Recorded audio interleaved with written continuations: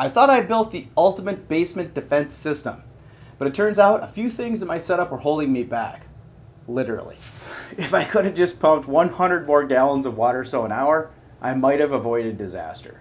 So today I'm fixing all of that. Bigger pipe, better flow, fewer restrictions, and I'm even upgrading to clear full flow check valves and a clear crock cover so I can see what's going on. Alright, so let's talk about what went wrong and how we're going to make this system the way it should have been the first time.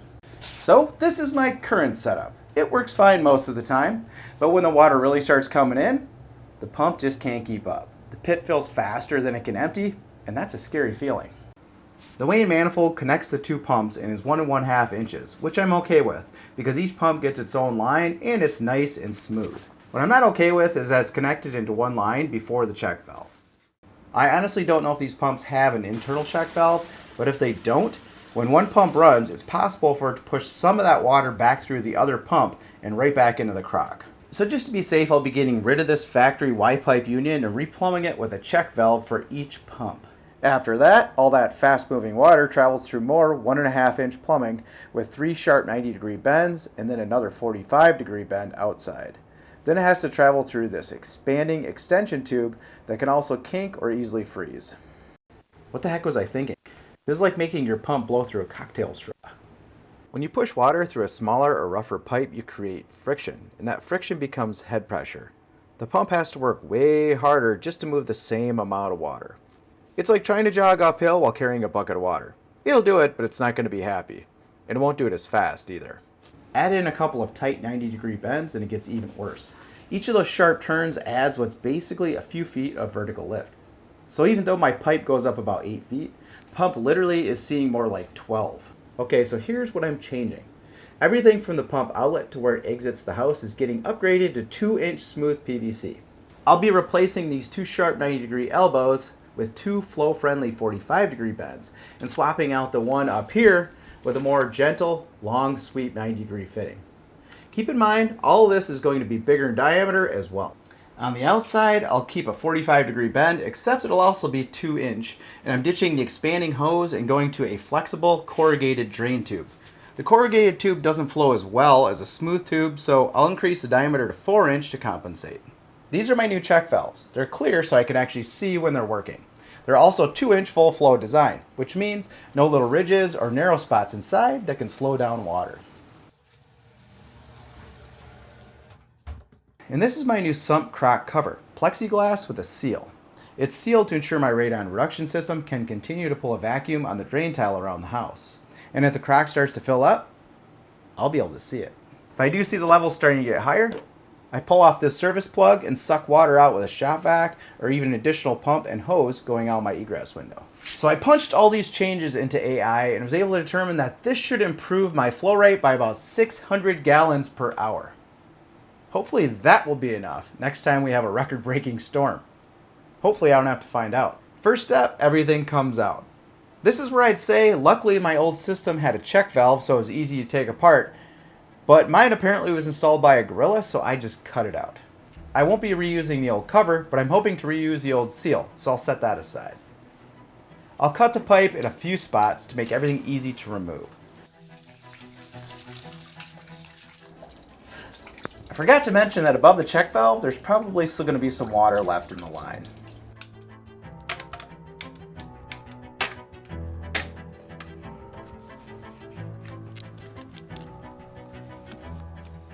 To get the old pipe out of the wall, I'll need to remove some spray foam insulation and cut some silicone. I'm not sure if you guys can tell from the video or not, but as I was filming this, it actually started to rain. Which is not ideal when your sump pump is actually sitting outside of the crock next to it unplugged. Before you start working on your sump pump, be sure to check the weather forecast. Look at the difference between what I had to what I'm going to have. Super tight 1 1/2 inch bends to super flowy 2-inch bends. You can see how water is going to slide right through this without losing very much energy. I did have to open up this hole a little bit to fit the 2-inch pipe through the wall, but it's worth it for the flow improvement. Making an existing hole larger with a hole saw is incredibly difficult because you don't have the benefit of the pilot drill. So I like to take a piece of scrap wood and make a hole in it and then temporarily screw it to the area. This hole becomes the pilot for your hole. and allows you to make the hole, and then when you're done, you can just simply unscrew it and remove it. I'll reseal it with silicone and expanding foam when I'm done so it stays airtight and insulated. I've decided I'm going to remove the existing Wayne union. I don't like that it all collects into one check valve because unless there's some sort of internal check valve on each pump, it could allow water to be forced through the non-running pump. Plus I don't like that they merge into a 1.5 inch outlet. So all that's going away and I'm installing some new fittings that will allow me to go right to 2-inch pipe. I use Teflon tape on the threads of these fittings. Then I'll just use some adapters that will allow me to get to a 2-inch PVC pipe. I'm not going to glue that just yet. For now, I'm going to be dry fitting all of that. Working with PVC is simple. I'm cutting all of this out with a PVC cutter, but you can also use a sharp hacksaw. I put a link to this cutter down below if you want one. It's always a good idea to dry fit your pieces before gluing everything together to make sure that you have the proper fit. Then I use PVC primer on the surfaces that will get glue. The primer cleans the pipe and fittings, then softens the plastic surface to allow for a strong chemical weld when PVC glue is applied. Then just apply the glue to both surfaces and slide the pieces together with a twist. This ensures the glue is evenly applied to both surfaces. Typically you'd want to add a small weep hole in the plumbing just above the pumps to prevent airlock. However, these Wayne pumps have a unique top suction design that makes that unnecessary, so I'm skipping that step. Check with the manufacturer of your pumps so you know if you need these weep holes or not. I'm just using regular PVC here, but if you're using CPVC, there's a different cement for that, so pay attention. I meant to film drilling the holes in this cover, but the camera wasn't on. Sorry about that. This cover is actually Lexan, and I was able to just use a regular hole saw with a piece of scrap wood behind it. Once the holes were drilled, I could slide the cover over, reinstall the screws, and then install the check valves. Pay attention to the flow direction of the check valves when installing them.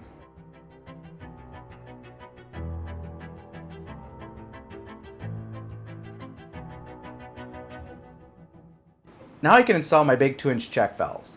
The unions on these will make it easy to disassemble next time. Plus, it'll be great to see them working or knowing that they aren't working anymore and need to be replaced.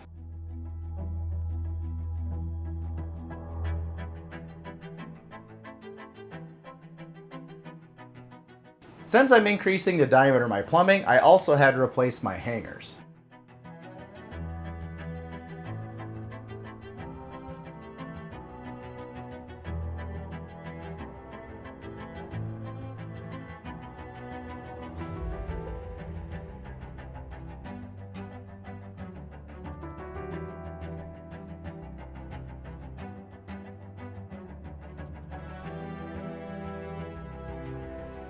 On the outside, I'm getting rid of the old expanding extension.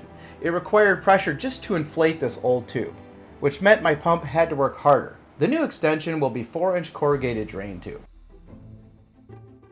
All these little things, smoother flow, larger diameter, better fittings, add up to reduced total head pressure. That means my pump can move more water faster with less strain. Now I'll just caulk the hole going out of the house and reapply some spray foam to the inside. This will keep water and bugs out and the heat in.